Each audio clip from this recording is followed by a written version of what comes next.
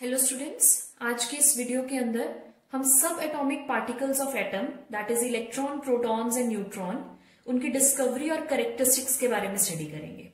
But पहले हम ये जान लेते हैं कि what is an atom. Atom क्या होता है भाई? एटम किसी भी मैटर का फंडामेंटल बिल्डिंग ब्लॉक होता है।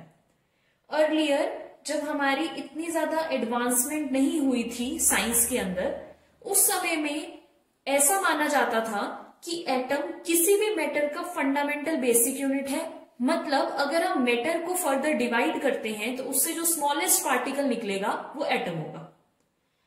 अब इसी रीजन की वजह से ये जो एटम वर्ड है ये एक ग्रीक वर्ड जो कि एटोमियो है, इस वर्ड से एटम वर्ड लिया गया है। एटोमियो वर्ड का मतलब क्या होता है? इसका मतलब होता है ग्रीक लैंग्वेज के अंदर अनकट और अनडिविजिबल, मतलब जिसे फर्दर तोड़ा या काटा ना जा सके। बट 19th और 20th सेंचुरी के एंड में कुछ साइंटिस्ट ने ऐसी ऑब्जर्वेशंस दी जिससे हमें यह पता लगा कि हमारा एटम फर्दर टूट सकता है, हम उसको फर्दर सब एटॉमिक पार्टिकल्स में डिवाइड कर सकते हैं। फर्दर बी डिवाइडेड इनटू 3 सब atomic particles, namely electrons, protons and neutrons. Electrons negatively charged particles थे एटम के अंदर, प्रोटॉन्स पॉजिटिवली चार्ज्ड पार्टिकल्स थे और न्यूट्रॉन्स के ऊपर कोई भी चार्ज नहीं था। So we can say that वो न्यूट्रल थे। इस वीडियो के अंदर हम इन तीनों सब एटॉमिक पार्टिकल्स की डिटेल डिस्कवरी की स्टडी करेंगे, उसके साथ साथ हम इनके कैरेक्टरिस्टिक्स को भी स्टडी करेंगे। Discovery of electron. Discovery of electron के अंदर जो मेन कॉन्ट्रीब्यूशन जिस साइंटिस्ट का है, his name is Faraday. Faraday ने 1850s के अराउंड एक electric discharge tube experiment held किया, जिसके अंदर उन्होंने एक डिस्चार्ज ट्यूब ली। हम देखेंगे कि डिस्चार्ज ट्यूब क्या होती है। ये एक ग्लास से बनी हुई सिलिंड्रिकल ट्यूब होती है जिसके मेजर 3 कंपोनेंट्स होते हैं। फर्स्ट कंपोनेंट क्या होता है इसका? इसके एक एंड पे एक वैक्यूम पंप लगा हुआ होता है। वैक्यूम पंप का क्या काम होता है? ये इस डिस्चार्ज ट्यूब के अंदर प्रेशर को मेंटेन रखने के अंदर हेल्प करता है। हम कोई भी गैस इसके अंदर फिल करते हैं और with the help of this vacuum pump हम उसके प्रेशर को इंक्रीज या डिक्रीज करते हैं। सेकेंड कंपोनेंट इस डिस्चार्ज ट्यूब का होता है 2 मेटल रॉड्स। 2 मेटल रॉड्स ली गई और इस ग्लास ट्यूब के अंदर उसको सील कर दिया गया। इन दोनों ट्यूब्स को एक हाई वोल्टेज बैटरी के साथ हम अटैच कर देते हैं, कुछ इस तरीके से। जब हम इन रॉड्स को एक बैटरी के साथ अटैच करते हैं तो बैटरी के नेगेटिव एंड के साथ जो रॉड अटैच होती है it becomes cathode, that is negatively charge, और इसके पॉजिटिव एंड के साथ जो रॉड अटैच्ड होती है it is known as anode and it is positively charged because वो positive end of battery के साथ attached है। अब यहां पर हमें कुछ बातें ध्यान में रखनी है। हमारा जो जनरल एटमॉस्फेरिक प्रेशर होता है वो 1 atm होता है, बट इस एक्सपेरिमेंट को करने के लिए फैराडे ने इस एटमॉस्फेरिक प्रेशर को रिड्यूस कर दिया और वो उस प्रेशर को 10 raised to the power -2 atm तक ले गए। ठीक है, जो कि एक वेरी लो प्रेशर है। सेकेंडली, यहां पर हमने एक हाई वोल्टेज बैटरी का यूज किया हुआ है। तो आपको 2 बातें यहां पे ध्यान रखनी है कि ये एक्सपेरिमेंट 2 कंडीशंस में हेल्ड होता है, high voltage and very low pressure. In 2 condition के अंदर इस डिस्चार्ज ट्यूब के अंदर किसी भी गैस को हमने लिया और कुछ ऑब्जर्वेशंस को देखा। इसमें एक और चीज का आपको ध्यान रखना है, जो हम एनोड लेते हैं, एनोड इसमें परफोरेटेड ली गई। परफोरेटेड का मतलब होता है कि इस एनोड के अंदर हमने होल्स कर दिए। होल्स करने का ये रीजन है कि जब पार्टिकल्स इस एंड से इस एंड पे मूव करेंगे तो वो पार्टिकल्स इससे होते हुए इस ग्लास के सरफेस के ऊपर स्ट्राइक कर पाएंगे। Secondly we did one more thing, उन्होंने क्या किया कि इस एनोड के इस ग्लास ट्यूब के इस एंड पे जिंक सल्फाइड की कोटिंग कर दी। So why zinc sulphide? Zinc sulphide इसके लिया गया कि जब इसके ऊपर पार्टिकल स्ट्राइक करेंगे तो एक फ्लोरोसेंट ग्लो प्रोड्यूस होगा। अब यहां पे एक और बात मैं बताना चाहूंगी, हमें यह पता है कि हमारी जो इलेक्ट्रिसिटी का फ्लो होता है वो हमेशा पॉजिटिव टू नेगेटिव एंड हमारी इलेक्ट्रिसिटी फ्लो होती है, बट जो हमारे पार्टिकल्स फ्लो होते हैं वो इससे ऑपोजिट डायरेक्शन में फ्लो होते हैं। Means they flow from negative end of the battery towards the positive end of the battery. तो यहां पर भी यही हुआ कि जब electricity positive to negative flow हुई, पार्टिकल्स फ्लो हुए from negative end to the positive ends, कुछ इस तरीके से।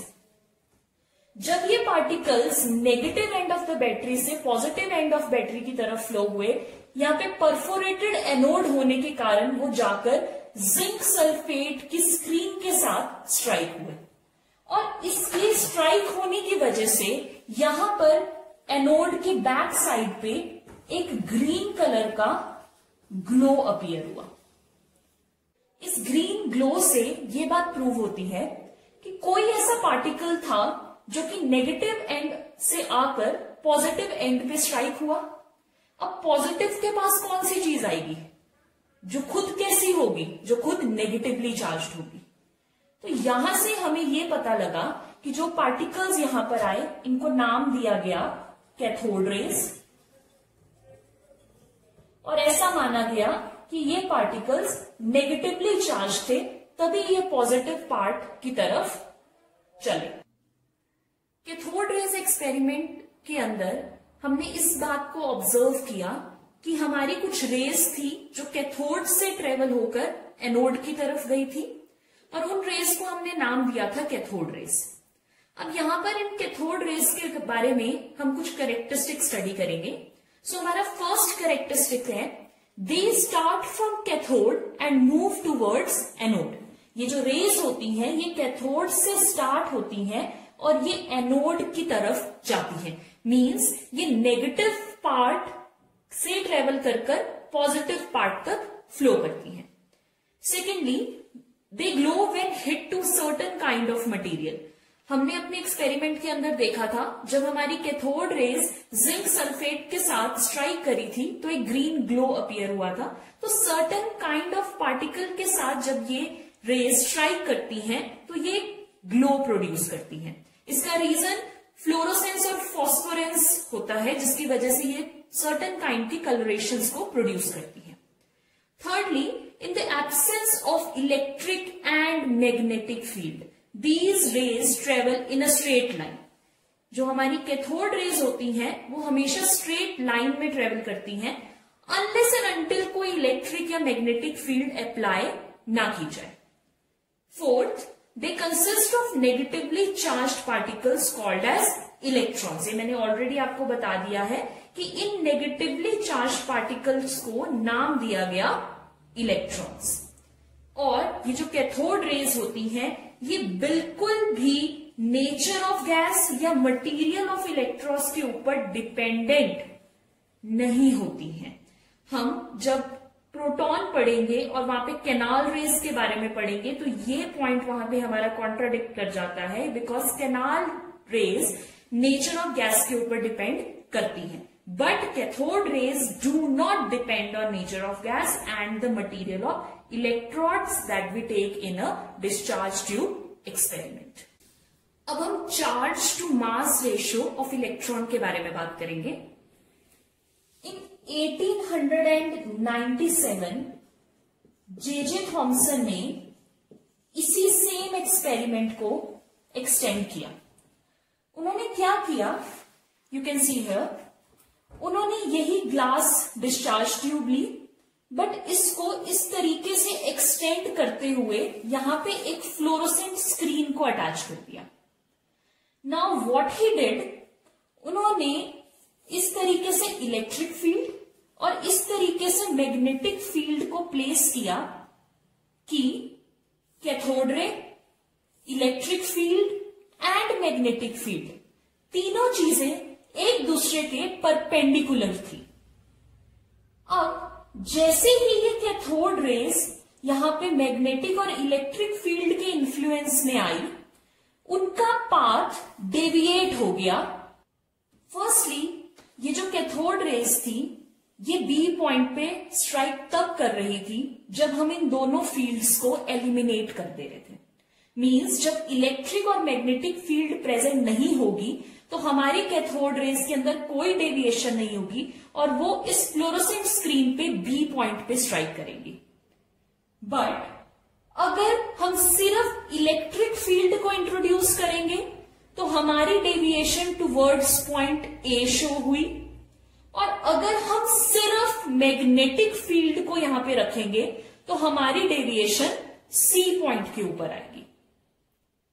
अब जे थॉमसन ने क्या किया, उन्होंने इस इलेक्ट्रिक और मैग्नेटिक फील्ड का एक बैलेंस आउट किया, जिससे उन्होंने E upon m that is charge upon mass का एक रेशो फाइंड किया, जिसकी उन्होंने एक एक्सपेरिमेंटल वैल्यू हमें दी, दैट इज 1.758820 इंटू 10⁻11 कूलम पर केजी।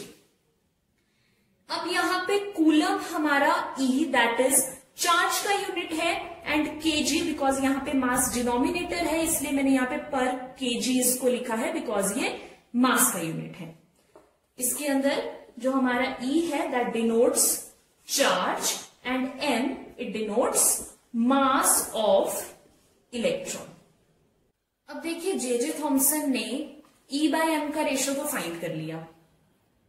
अब हमारे एक साइंटिस्ट हुए जिनका नाम था R.A. मिलिकन। इन साइंटिस्ट ने 1906 से लेकर 14 तक कुछ एक्सपेरिमेंट्स हेल्ड किए जिनका नाम है ऑयल ड्रॉप एक्सपेरिमेंट। इस एक्सपेरिमेंट की हेल्प के थ्रू इन्होंने चार्ज ऑफ इलेक्ट्रॉन फाइंड किया, जिसकी वैल्यू इन्होंने दी -1.6022 इंटू 10⁻⁻19 कूलम। ये वैल्यू R.A. मिलिकन ने ऑयल ड्रॉप एक्सपेरिमेंट के थ्रू हमें दी। अब देखिए यहां पे एक बहुत सिंपल कैलकुलेशन है। हम क्या करेंगे, इस चार्ज को इस E/m रेशो से डिवाइड कर देंगे। ऐसा करने से क्या होगा, ऐसा करने से E और E कैंसिल हो जाएगा और M डिनोमिनेटर में होने की वजह से ये ऊपर जाकर हमें मास ऑफ इलेक्ट्रॉन की वैल्यू यहां से मिल जाएगी। तो हम क्या करेंगे, यहां पे E की वैल्यू को पुट कर लेते हैं, दैट इज 1.6022 इंटू 10⁻⁻19 कूलम। इसको डिवाइड कर देते हैं E/m की वैल्यू से, ये आएगी 1.758820 इंटू 10⁻11 कूलम पर केजी। ये वैल्यू हमने यहां से पुट कर दी जो जे थॉमसन ने दी थी, ये वैल्यू हमने पुट कर दी जो R.A. मिलिकन ने दी थी। इन दोनों वैल्यूज को अगर हम डिवाइड करते हैं तो हमारे पास क्या आ जाता है, मास ऑफ इलेक्ट्रॉन। यूनिट्स यहां से कट कर सकते हैं, कूलम से कूलम कट गया, केजी ऊपर जाएगा, तो केजी किसका यूनिट होता है, मास का यूनिट होता है। तो इन दोनों के डिवीजन से हमें जो वैल्यू मिली that is 9.1094 into 10⁻⁻31 kg. That is your mass of electron. अब यहां पर मास ऑफ इलेक्ट्रॉन की वैल्यू हमें याद होनी चाहिए हमारे न्यूमेरिकल्स के लिए, उसके साथ साथ हमें चार्ज ऑफ इलेक्ट्रॉन की वैल्यू भी याद होनी चाहिए। अब हम डिस्कवरी ऑफ प्रोटॉन के बारे में बात करते हैं। डिस्कवरी ऑफ प्रोटॉन हमारी 1886 में हुई थी by the scientist name Goldstein. अब इन्होंने क्या किया था, सेम जो एक्सपेरिमेंट हमने इलेक्ट्रॉन की डिस्कवरी के अंदर यूज किया है वो सेम एक्सपेरिमेंट हम यहाँ पे करेंगे, बट अब इसके अंदर हम एक माइन्यूट चेंज करेंगे।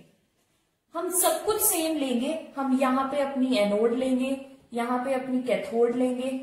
ये कैथोड बनी क्योंकि ये नेगेटिव एंड ऑफ बैटरी के साथ अटैच्ड है, ये एनोड बनी क्योंकि ये positive end of the battery के साथ अटैच्ड है। यहाँ पे उसी तरीके से हमने वैक्यूम पंप लिया है, यहाँ पे हमारी हाई वोल्टेज बैटरी ही अटैच्ड है अभी भी, और सेकेंडली हमारा जो यहाँ पे प्रेशर है वो वेरी लो प्रेशर है। बट हमने चेंज क्या किया, अगर हम इसी तरीके से सेम एक्सपेरिमेंट हेल्ड करेंगे तो हमारे पास तो सेम रिजल्ट आएगा, तो प्रोटॉन कैसे डिस्कवर किया गया। अब लास्ट एक्सपेरिमेंट में हमने जो अपनी एनोड थी उसको परफोरेटेड लिया था, बट इस एक्सपेरिमेंट के अंदर हम अपनी कैथोड को परफोरेटेड ले लेंगे। कैथोड को परफोरेटेड लेने के बाद ये बात ऑब्जर्व करी गई कि अब जो पार्टिकल्स थे वो इस पॉजिटिव एंड से नेगेटिव एंड की तरफ फ्लो कर रहे थे। मीन्स हमने जो इससे लास्ट एक्सपेरिमेंट में कहा था कि negative to positive particles flow करते हैं, बट उसके साथ साथ पॉजिटिव से नेगेटिव भी पार्टिकल्स फ्लो करते हैं। और अगर वो पार्टिकल्स पॉजिटिव से नेगेटिव डायरेक्शन की तरफ फ्लो कर रहे हैं, मीन्स उनका नेचर कैसा है, उनका नेचर पॉजिटिव है। और इन रेज को हम कैनाल रेज बोलते हैं, और अदरवाइज इनका एक अनदर नेम है, that is the anode rays, क्योंकि ये एनोड से निकली हुई रेज है। अब ये रेज कैसे डिटेक्ट हुई, सिमिलर ग्लो से ही।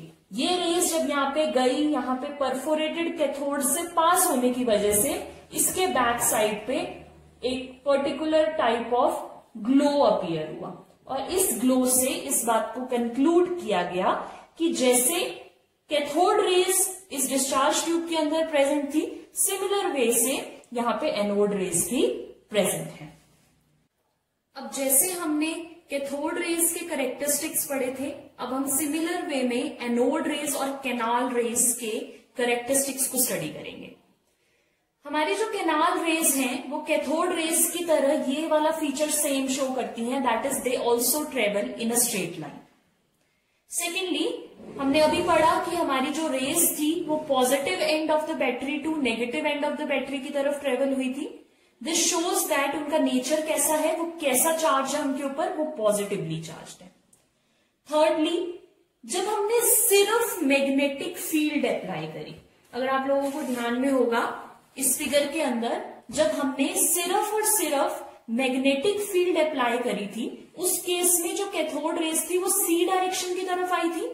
बट एनोड रेज के साथ अगर हम इस सिमिलर एक्सपेरिमेंट को करेंगे, उस केस के अंदर हमारा जो रिजल्ट था वो ऑपोजिट आया।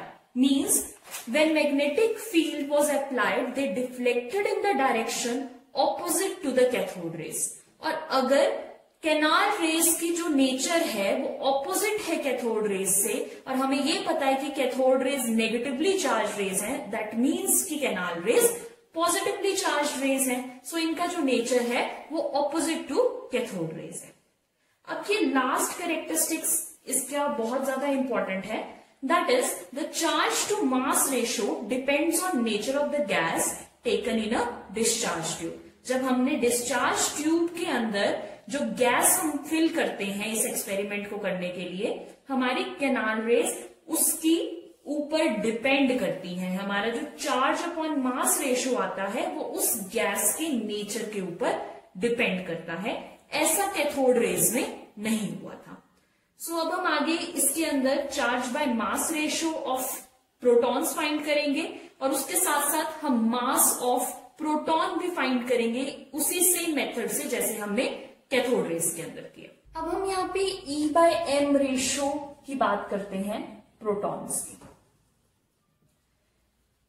देखिए इसके अंदर क्या किया गया, हमें यहाँ पे हमने फोर्थ पॉइंट पढ़ा था कैनाल रेज की प्रॉपर्टी के अंदर कि हमारा जो E/m रेशियो है वो नेचर ऑफ गैस के ऊपर डिपेंड करेगा। तो यहां पर अगर हम देखें कि हमारा जो मास है वो डिनोमिनेटर के अंदर प्रेजेंट है। अगर मेरा मास लो होगा, दैट मीन्स मेरी E/m की वैल्यू लार्ज आएगी। This is simple maths. तो अगर मेरी E बाय m की वैल्यू मैक्सिमम जो आई एक्सपेरिमेंटल ऑब्जर्वेशन से, वो उस मास के लिए आई जब हमने हमारा जो एटम ऑफ हाइड्रोजन के साथ इस एक्सपेरिमेंट को हेल्ड किया। तो इससे हमें यह पता लगता है कि अगर मैं hydrogen positive, that is positive ion of hydrogen को लेती हूं, उस केस के अंदर मेरा मास सबसे लो वैल्यू कंटेन करता है और उसी केस के अंदर मेरी E बाय m की रेशो सबसे लार्जेस्ट आती है। So the lightest and smallest charged particle was known as proton. Lightest and smallest charged particle, उसको नाम दे दिया गया proton. E by m value of proton जो कैलकुलेट करी गई, that was 9.58 into 10 to the power 4 coulomb per gram. Coulomb is unit of charge, gram is unit of mass। And Arya Millikan method के through हमने जो charge find किया proton का, वो हमारे पास आया plus 1.6022 into 10 raised to the power -19 coulomb. अब mass of proton find करने के लिए हम सेम वही मेथड यूज करेंगे जैसे हमने इलेक्ट्रॉन के केस में किया था। हम चार्ज को डिवाइड कर देंगे E बाय m रेशियो से, जिसकी वजह से E और E कैंसिल हो जाएगा और हमारे पास मास ऑफ प्रोटॉन आ जाएगा। अब अगर हम इन दोनों वैल्यूज को डिवाइड करेंगे, we will get 6.022 into 10 raised to the power -19 coulomb divided by 9.58 into 10 raised to the power 4 coulomb per ग्राम।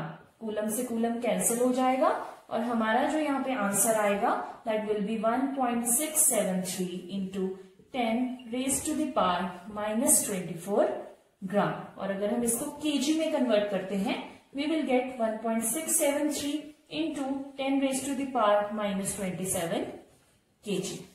तो सिमिलरली हमारे पास यहाँ पे मास ऑफ प्रोटॉन की वैल्यू आ गई जो कि हमें याद रखनी है, एंड चार्ज ऑफ प्रोटॉन।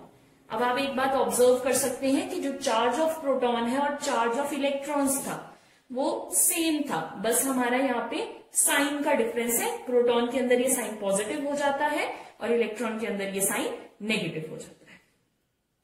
अब हम थर्ड एंड द लास्ट सब एटॉमिक पार्टिकल्स जो कि हमारे न्यूट्रॉन्स, उसकी डिस्कवरी के बारे में बात कर लेते हैं। न्यूट्रॉन्स सबसे लेटेस्ट आई गेस इसलिए डिस्कवर किए गए क्योंकि ये न्यूट्रल थे, इनके ऊपर किसी भी टाइप का चार्ज नहीं था, तो इसकी डिस्कवरी सबसे लेटेस्ट है। That is in 1932 by the scientist named Chadwick. अब चैडविक ने क्या किया, एक थिन फॉइल ली बेरिलियम की, थिन फॉइल ऑफ बेरिलियम, और इस बेरिलियम के ऊपर बहुत हाई स्पीड में आता हुआ अल्फा पार्टिकल बम्बार्ड कर दिया। अब यहां पर मैं एक बात क्लियर कर देना चाहूंगी कि अल्फा पार्टिकल्स क्या होते हैं। अगर आप लोगों को आपके एटॉमिक नंबर्स याद हैं, तो हम कहते हैं कि हीलियम का एटॉमिक नंबर 2 होता है, विच मीन्स इसके अंदर 2 प्रोटॉन्स होते हैं न्यूक्लियस के अंदर, और इसके फर्स्ट शेल के अंदर 2 इलेक्ट्रॉन्स प्रेजेंट होते हैं। अगर हम इस हीलियम के इन 2 इलेक्ट्रॉन्स को इससे बाहर निकाल दें, तो हमारे पास एक एटम जनरेट होगा, that is helium 2 positive ion, और इसी हीलियम 2 पॉजिटिव आयन को हम अल्फा पार्टिकल्स बोलते हैं। अब जब इन अल्फा पार्टिकल्स को हाई स्पीड के अंदर इस फॉइल के ऊपर बम्बार्ड किया गया, तो ऐसा रिजल्ट देखा गया कि इलेक्ट्रिकली न्यूट्रल पार्टिकल्स इस फॉइल से बाहर निकले। अब वो जो पार्टिकल्स इस फॉइल से बाहर निकले, ना वो प्रोटॉन के मास के थे, ना वो इलेक्ट्रॉन्स के मास के थे। उनका जो मास था वो slightly greater then mass of protons था, उसके साथ साथ वो न्यूट्रल थे।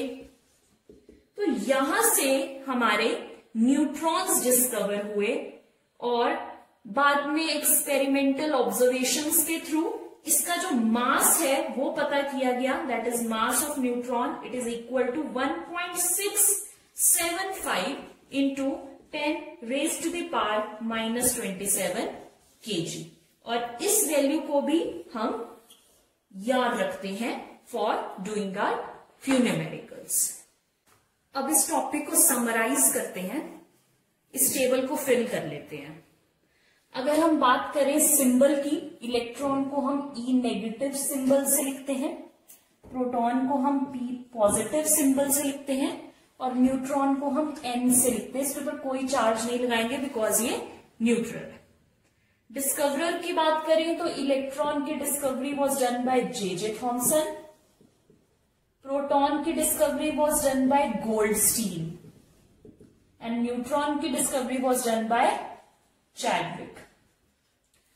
ईयर ऑफ डिस्कवरी देखें तो इलेक्ट्रॉन डिस्कवर हुआ था 1897 में, फिर प्रोटॉन डिस्कवर हुआ था 1919 में एंड जो हमारा न्यूट्रॉन है वो सबसे लास्ट में डिस्कवर हुआ था 1932 में।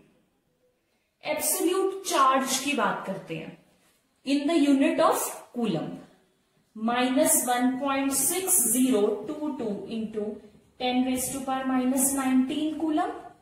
मैंने कहा था कि सेम इसका चार्ज होगा, बस साइन का डिफरेंस होगा, तो यहाँ पे +1.6022 इंटू 10⁻⁻19 कूलम और न्यूट्रॉन के ऊपर कोई चार्ज नहीं होता है, this will be 0। Relative charge की बात करी जाए, it will be -1, +1 for proton and 0 for neutron.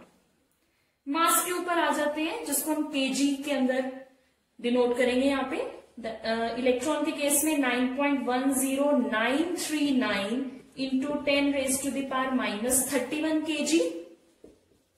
Proton का मास अगर देखें तो 1.67262 इंटू 10⁻⁻27 kg और न्यूट्रॉन का मास 1.67493 इंटू 10⁻⁻27 kg।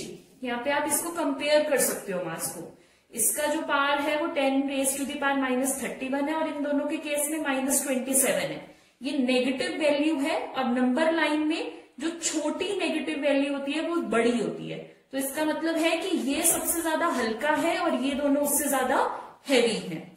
अब यहाँ पे अगर इन दोनों टर्म्स को हम देखें तो यहाँ पर इसका जो मास है न्यूट्रॉन का वो प्रोटॉन के मास से ज्यादा है। सो सबसे जो हैवी होता है वो न्यूट्रॉन होता है, देन प्रोटॉन एंड देन सबसे जो हल्का होता है, लाइटेस्ट होता है इन तीनों में से, वो हमारा इलेक्ट्रॉन होता है।